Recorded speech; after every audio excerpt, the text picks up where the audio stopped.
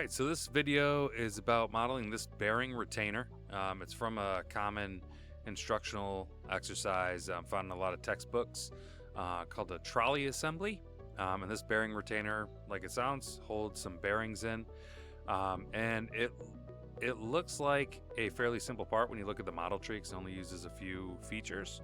But there's some techniques that I'll show you here to create things like spherical cuts and stuff like that. That will make it a little bit easier to create. All right. This was sent to me by a subscriber who needed some help with it. And based on the page that was given to them by their instructors, there is a little bit of information missing. We are going to have to make an assumption along the way, unless maybe it's on a different page for it. So what I do recommend is when I mention that and I say that I'm going to be doing an assumption on one of the dimensions, I recommend that if you have this part assigned, maybe take a look at it and see if maybe on a different sheet it tells you what the actual thickness of it is. All right, so here we go. This is what our final part's going to look like, but I'm going to create it from scratch. As always, set your working directory before you start to create it. I've already set mine, so I'm just going to create a new part, and I'm going to name it bearing retainer. Very creative. And hit OK. And it's going to bring me into my part mode here. I'm going to turn on all my datum planes. If yours look a little bit different, don't stress. You probably just have a slightly different configuration option than I do. Mine is set up in isometric, as you'll see in almost all of my videos. So first thing we're going to do with this bearing retainer, and this is the document that was provided to me, and it gives like some options like extrude or revolve, revolve a spherical cut, etc. And when I make round parts, I always use a revolve. You're going to hear me using this all the time in my videos.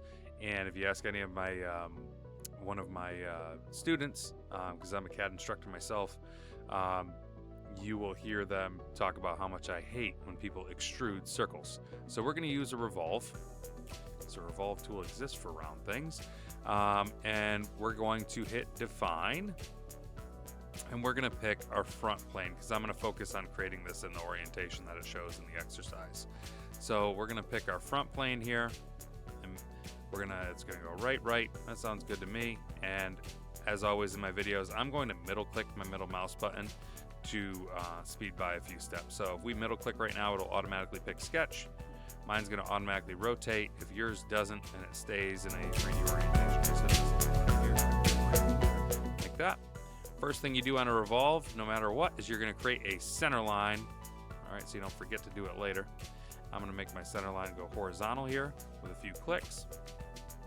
I'm going to middle click to get out of that, and then I'm going to go up and I'm going to pick a rectangle.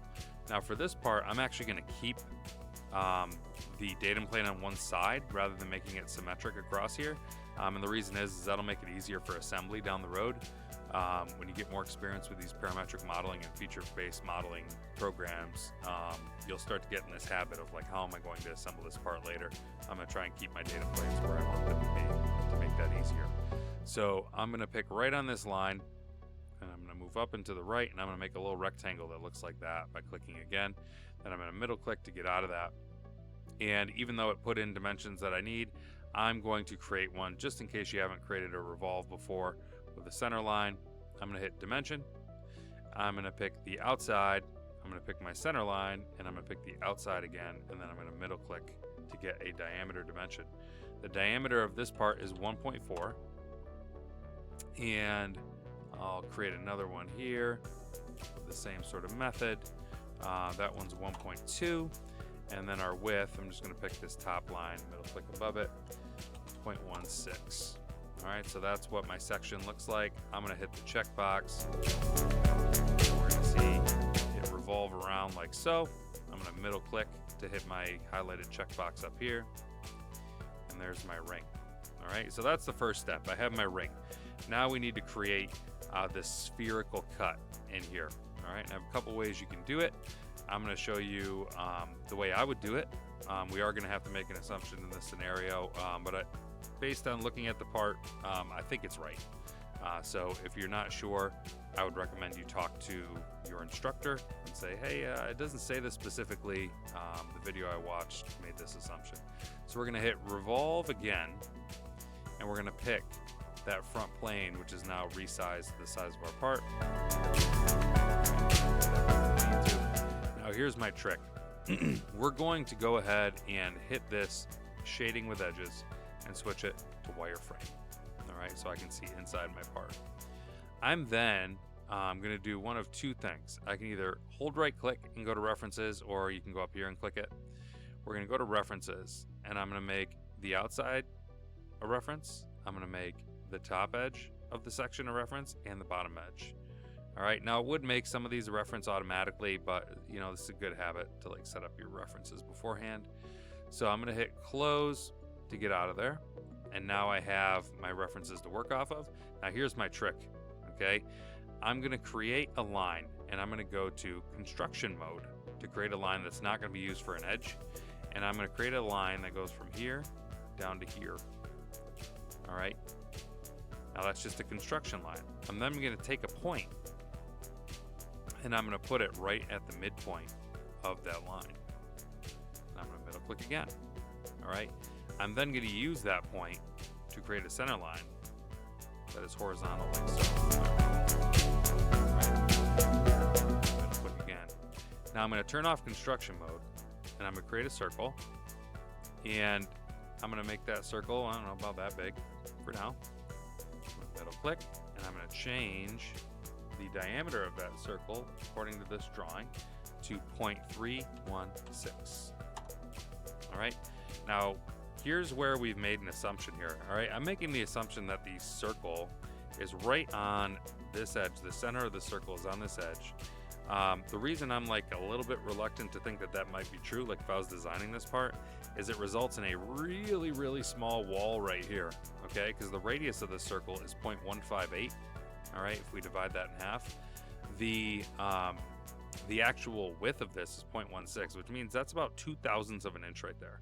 All right, so that's about 2/3 of a human hair. That's pretty tiny. So if that's right, okay, you know, according to this, we have to make that assumption because it doesn't give a dimension. But if I was designing this, I might offset this over a little bit, or maybe shrink down this diameter a little bit to create like a good wall there rather than a weak point. But that's okay. This is just an exercise. So the next thing I'm going to do is I'm going to create another line.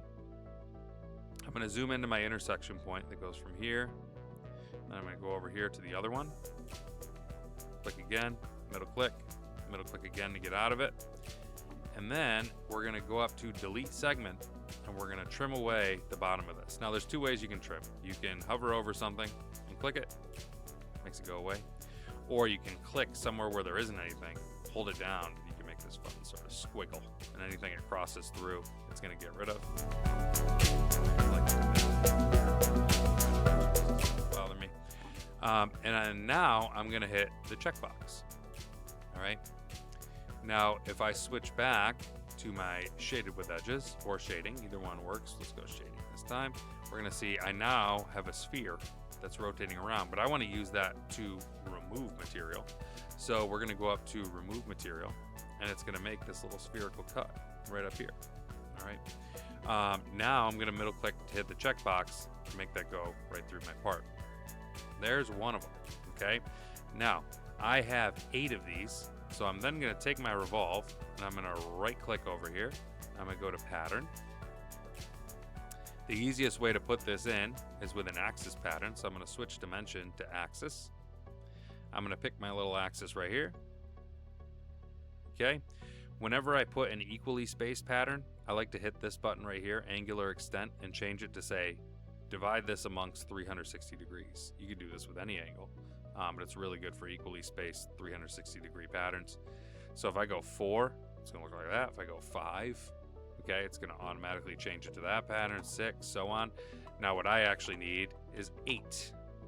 All right. Now I'm going to middle click for the checkbox.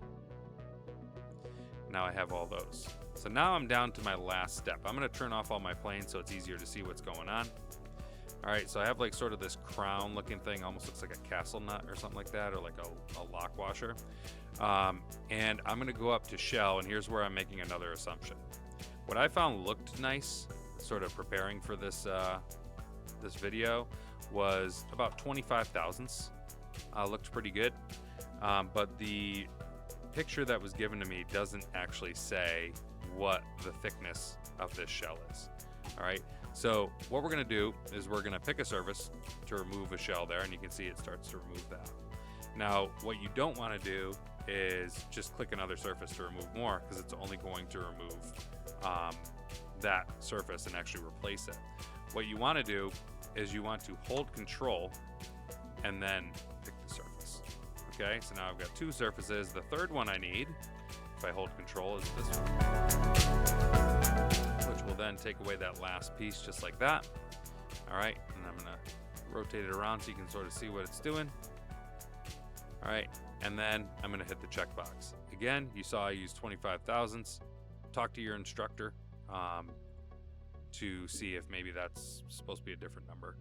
But it looked good according to the picture that I have. So there's the part right there. You know, if you want to change the color of it, you can do that too. Make mine green. But there's the part right there, and that's how you create that retaining or bearing retainer, I should say. I hope this helped. As always, thank you for watching my channel. Please subscribe, and of course, hit me up with an email, mrmezcat@gmail.com, if you need help with any other parts. Always happy to record videos, create some really good exercises for my students as well. Thanks for watching.